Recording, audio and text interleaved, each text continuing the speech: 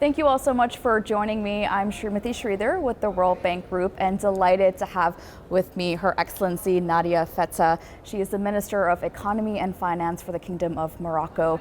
Minister, thank you so much for joining us here today. Thank you for the invitation. Of course. Now, our theme for the meetings this year, as I'm sure you've heard, is reshaping development for a new era. This comes in large part due to the fact that many countries are being hit with crisis after crisis.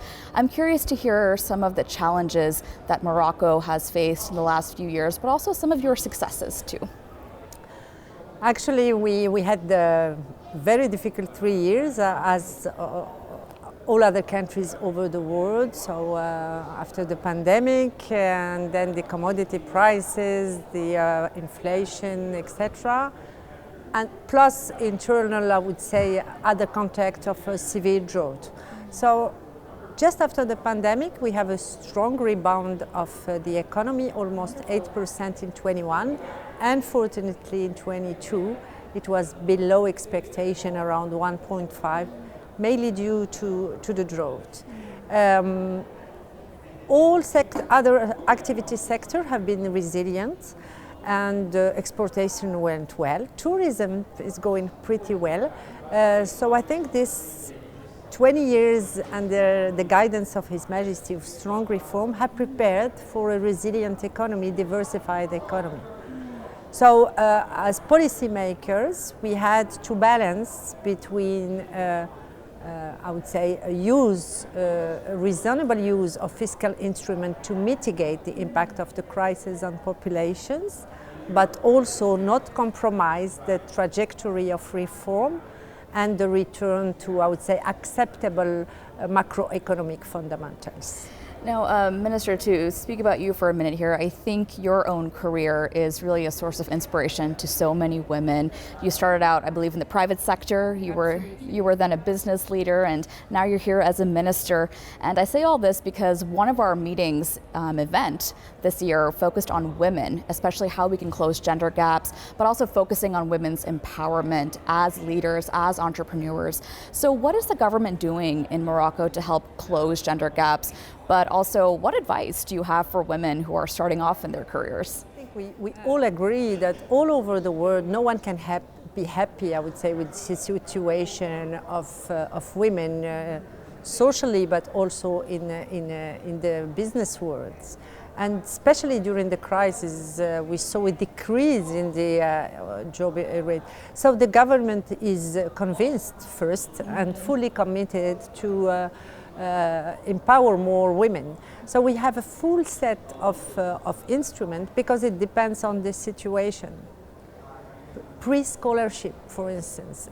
This is obvious, but we need, I would say, platform for this. So we are counting a lot on the civil society association to build this pre-scholar and this infrastructure to help women to get to a job, security for women on transportation, but on the other side also other measures like having women in boards for the listed company in the decision making. We also have incentives for investment, either in businesses led by women or in businesses that offer jobs for more women. What is important is that at universities, we are 50%, but in the course of the career, we lose these women. We know why, but I think we cannot accept it anymore. Years back, I wouldn't understand this role model thing, and people would tell me, what's your advice? I was not, because I've never crossed, I would say, my career thinking of me fighting of being a woman, but I unfortunately have changed my mind and said that now I'm convinced that we need to, I would say, increase awareness that this won't happen. I think there is some figure saying it will take 150 years at that pace to get to to gender parity. It is not acceptable, and we need to close the gap. Well, you're an amazing advocate, so thank you for everything you're doing. Thank you. And Minister, finally, we're in this beautiful Moroccan lounge here at our Washington, D.C. headquarters, and that's because the 2023 annual meetings are coming to you in Morocco. Marrakesh is going to host the meetings in the fall. I believe the first time in 50 years the meetings are returning to the continent of Africa. Tell me, what is hosting these meetings going to mean for the people of Morocco? First, we are really honored to host this annual meeting. First time after 15 years of Africa, first time after this pandemic crisis that is happening outside Washington.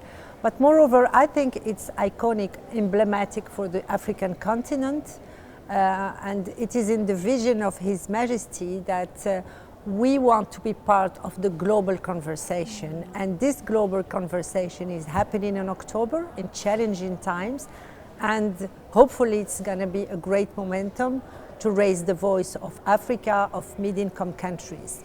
As Moroccans, hopefully you will be visiting, and you already saw that we offer a lot of hospitality. We have a strong tradition of hosting events.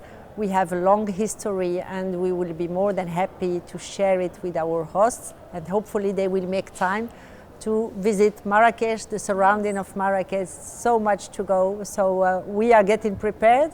We felt the pressure this week of how many details, but the staff of IMF and World Bank are helping a lot to get ready for October. Well, we really look forward to seeing you there then. Yep.